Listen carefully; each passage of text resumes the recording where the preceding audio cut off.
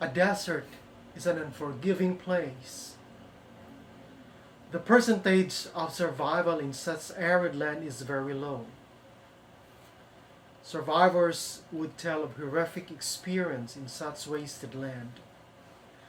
When a person ventures into a desert, that person would surely exclaim, "I am dead.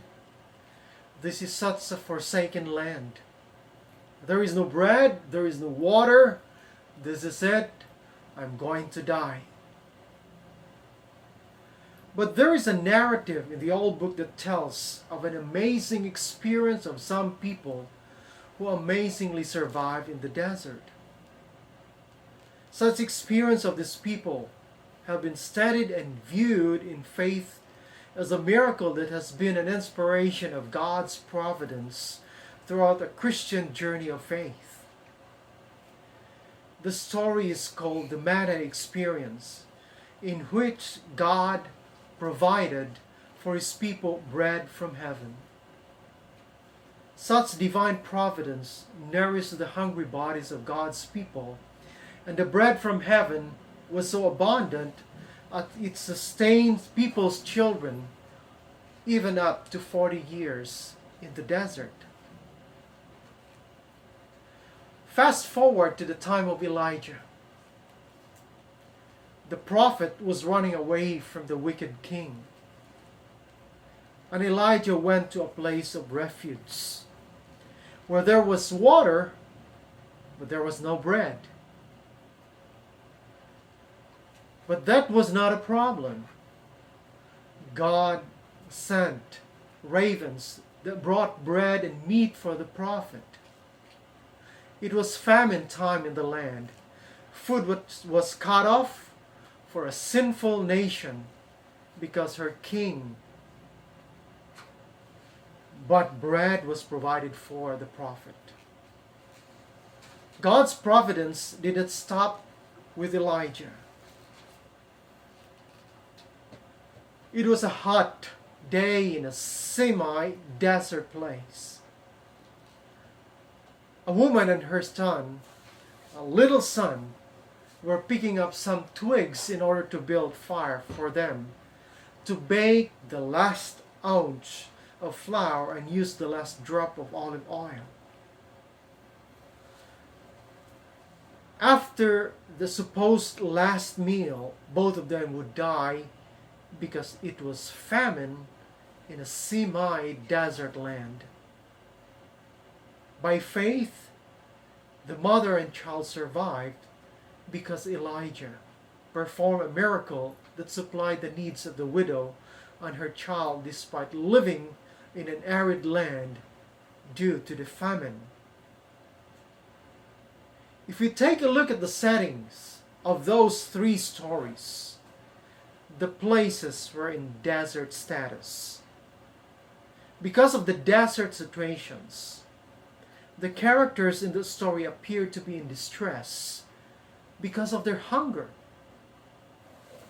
In human point of view or perspective, it would be a challenge to survive in such situations. But it is just human perspective, my perspective, your perspective. When it is impossible with human, God provides avenues of possibilities through miracles in order to sustain the lives of His children. In very difficult situations, God provides bread to sustain His people. A prophecy was foretold. Micah 5:2, "But you, Bethlehem Ephratah, though you are small among the clans of Judah, out of you will come for me one who will be ruler over Israel, whose origins are from old and from ancient times." Bethlehem Ephratah. Does that sound familiar to you? What are the meaning of those words? Bethlehem, house of bread. Ephratah, fruitful.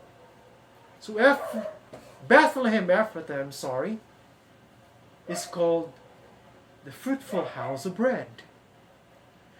This bread of the desert of the Old Testament moved farther down in history into the New Testament period.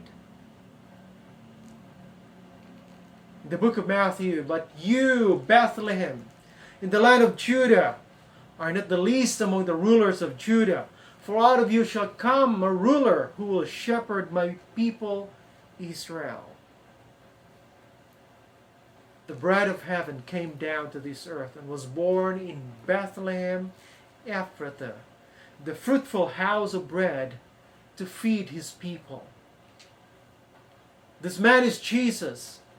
He is the bread from heaven, he declares, according to John 6:35.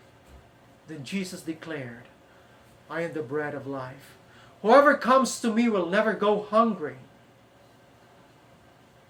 The whole world is experiencing a pandemic today. But you have bread at your table. And if you run out of bread because of the pandemia, God will supply all your needs according to His riches in Christ Jesus. The best part is, you have spiritual bread as well that sustains you daily in your spiritual life.